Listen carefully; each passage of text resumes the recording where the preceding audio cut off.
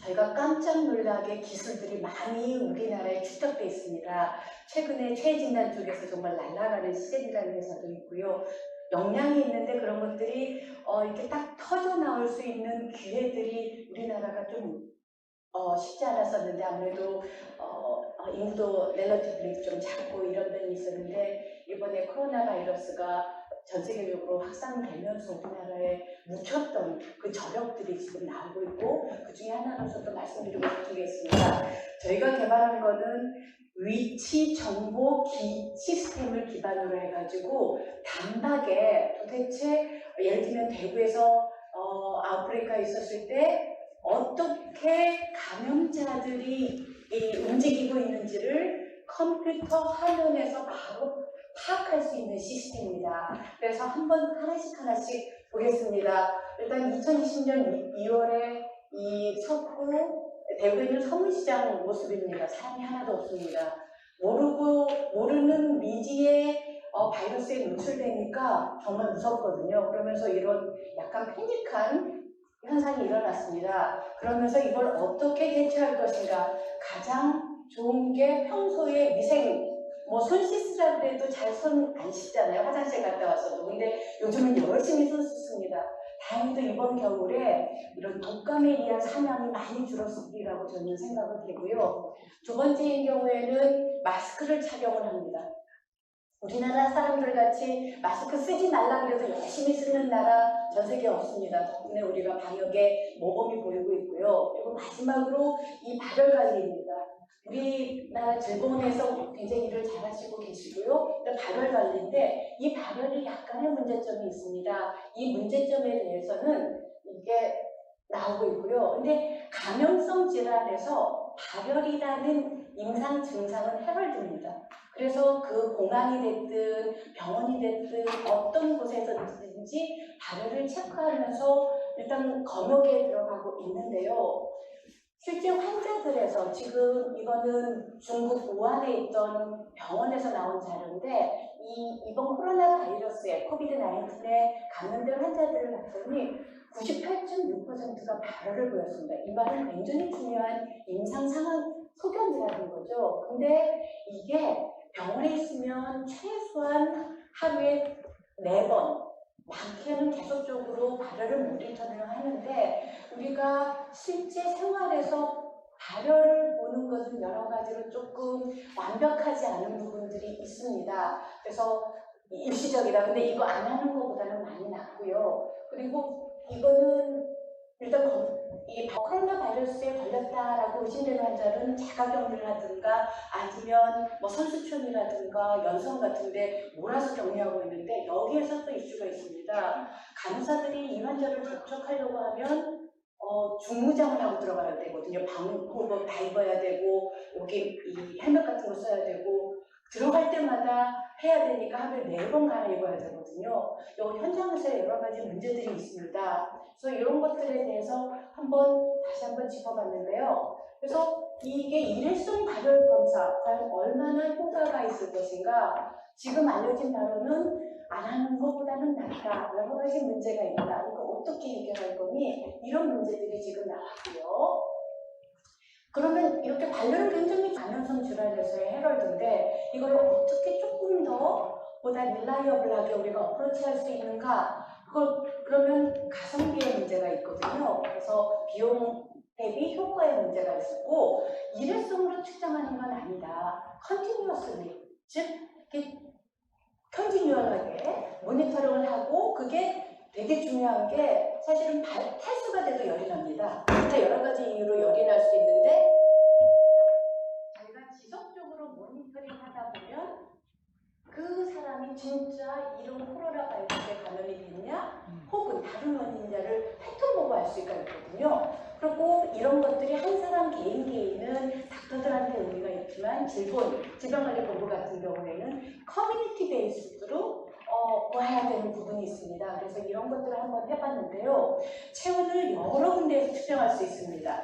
이마, 어깨, 하다못해 손목. 근데 우리가 필요한 건 중심 체온이거든요. 현재까지 알려진 중심 체온은 귓속하고 고막 체온하고 인도에 있는 휴먼 그 체원이거든요. 나머지 것들은 저희가 기계적으로 캘리브레이션 해가지고 측정값을 보여주는데 이런 캘리브레이션에는 항상 정확도의 이슈가 있습니다. 그래서 어쨌든 고막이 정답인데 그렇다고 체온된다고 계속 고막 재는 게 좀 쉽지 않은 부분이 있어서 저희가 개발을 할 때 고민했던 부분들이 있습니다. 어쨌든 정답은 고막입니다. 그래서 하다 보니까 이게 아무래도 진짜 환자 같으면 의료진 제가 감염될 것 같거든요. 그러니까 언택트로 해야 되고요. 그리고 리얼타임으로 보다 더 간편하게 어떻게 할 것인가에 대해서 그리고 제가 원하는 건 또 데이터거든요. 데이터가 많은 걸 얘기해주고 이 데이터를 가지면 저희가 알고리즘을 만들 수 있고 향을 또 확대 적용할 수 있는 여러 가지 중요한 포인트들이 있습니다. 그래서 저희가 가진 시스템입니다. 일단 디바이스는 두 개를 가지고 있습니다.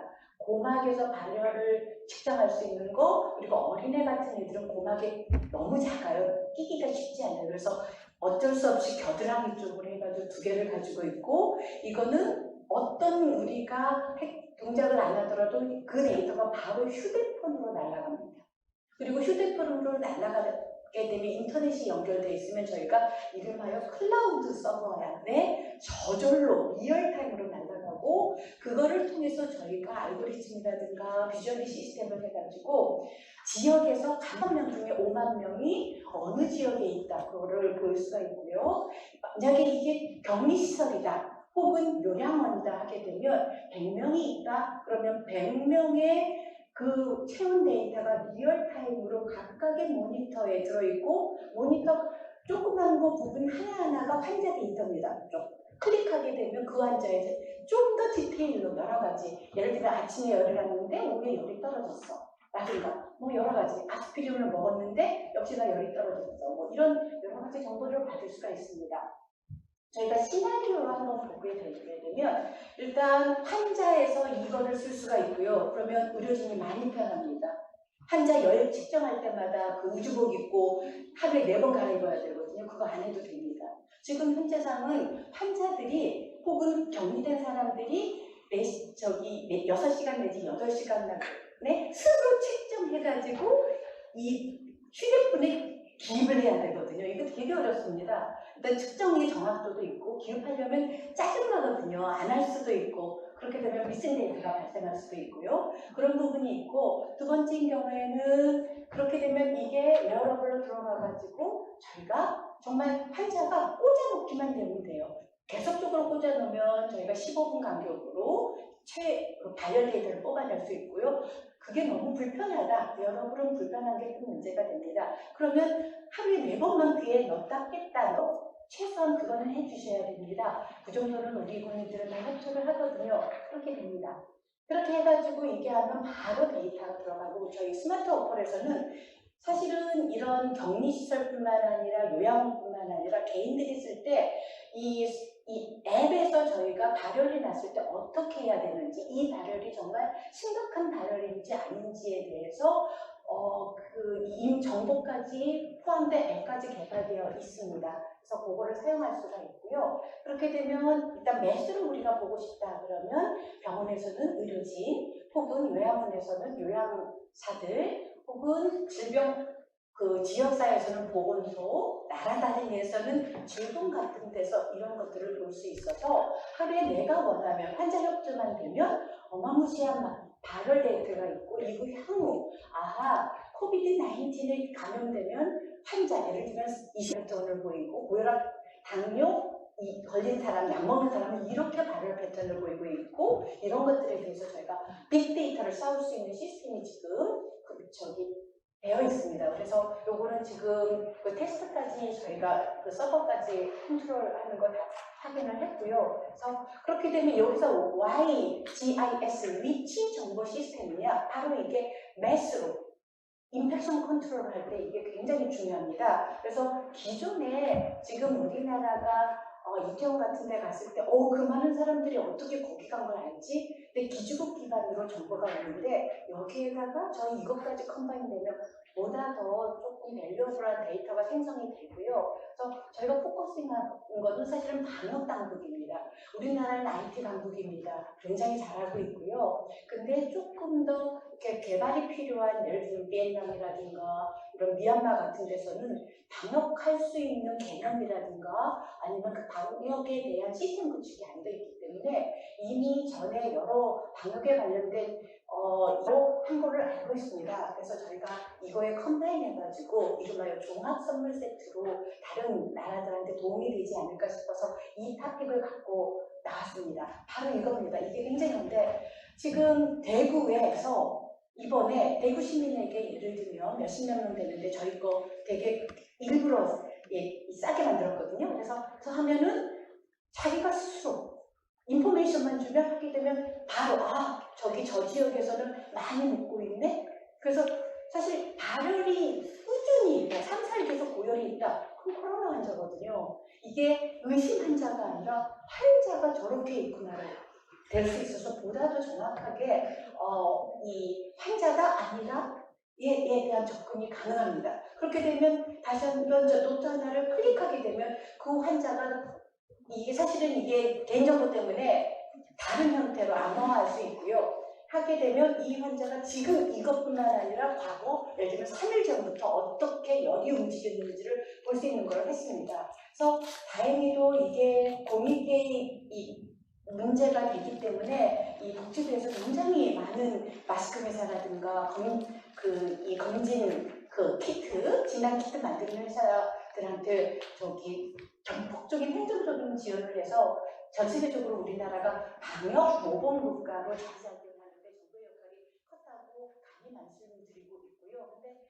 이 와중에 여러 가지 디지털 헬스라든가 원격 진료 다 연결되는 부분이 있는데 이 부분 아주 스페시픽한 상황에서 즉 감염이 이렇게 국민의 건강을 위협하는 상황에서 중요합니다.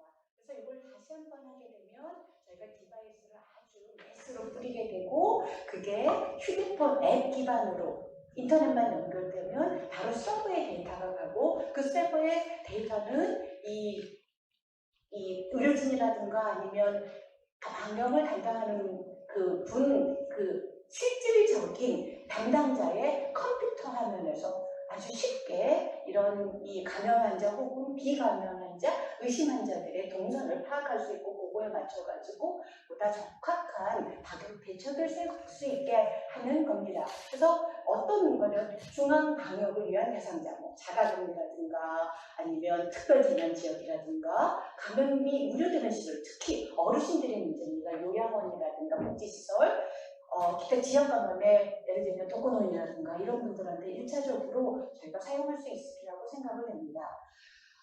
이 감염 관리는요 미리 준비해야 됩니다. 뒷쫓아가면 너무나 많은 그 리소시스를 활용하게 되거든요. 미리 막으려면 감염의 주요 해결되인 이 발열을 한번 매스로 한 겁니다. 그래서 발열 관리는 감염성 질환을 선제적으로 대응하기 위한 가장 간단하면서도 효과적인, 즉 가성비가 높은 방법이라고 말씀을 드리고 싶습니다. 이상입니다. 감사합니다.